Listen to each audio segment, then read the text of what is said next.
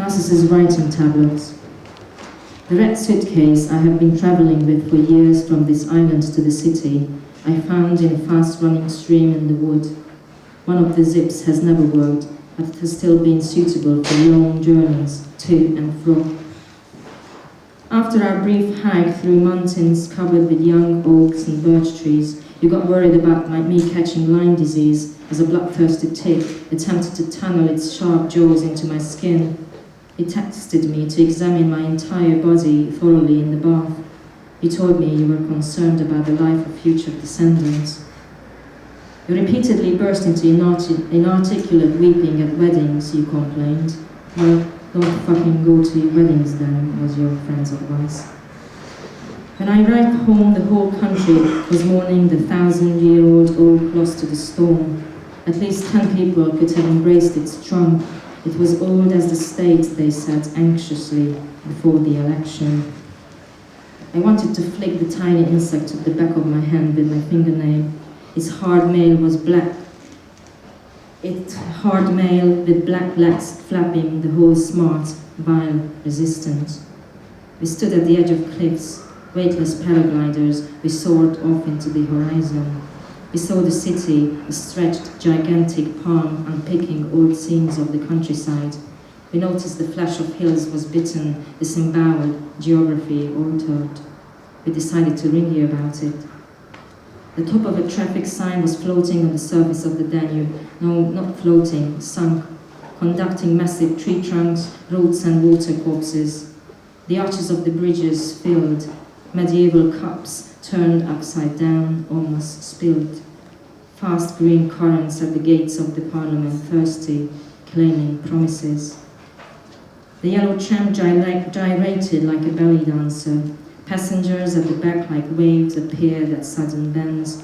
They laughed and felt generous as the city musician balanced through the carriage joint that contracted occasionally with a greasy accordion. Just one tea, not two tea, asked the Dutchman at Schiphol. No, just one tea, not two tea, and if I may pay by pounds, please.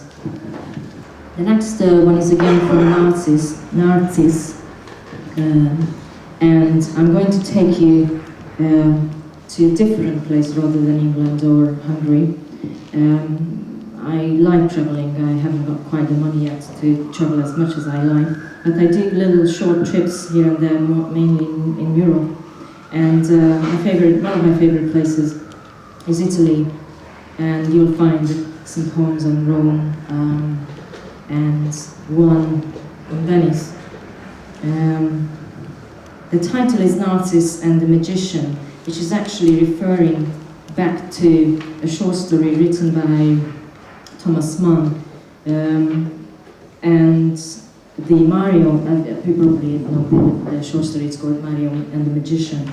And I don't particularly want to go into that, but in that short story, as far as I can remember, because I read it 20 years ago, or more likely 15, I think it's set in a circus, and the magician is a really weird character. He's almost like mesmerizing the audience and making them do hypnotizing, or whatever the right word is, and making them do certain horrible things, and I think there is some death in the end. I really can't remember. But what I'm just stealing or borrowing the idea more like how art can affect people and people's lives and thoughts. So it's going to be set in Venice. Narcissus and the Magician in and out of Guggenheim. Facing the poet, you laugh out loud and say, "This is what you look like," pointing at a pyramidal figure, scattered legs and arms, face sliced, unrecognizable, dissected and reconstructed human form. But in the end, aren't we all only lines, planes, lights and colors, you add, hesitating at the next artwork in this geometric cavalcade. It is window framed, hung on white wall, to and fro its edges, fairies trickle down the clear sky, a noisy market in the foreground, tinted primary colors, red, yellow and patches of sea. You pull my arm to step into it, to step outside. And we slip into a glass orb, Its transparent razors slice anyone who stares into it. It is renowned for that. A fruit tree pours out on your hair. Its ruby fruits blend into your frizzy curls. Now you are dismembered too, multiplied, face replicated like masks that hang like autumnal leaves on every tree, on poplars and birches.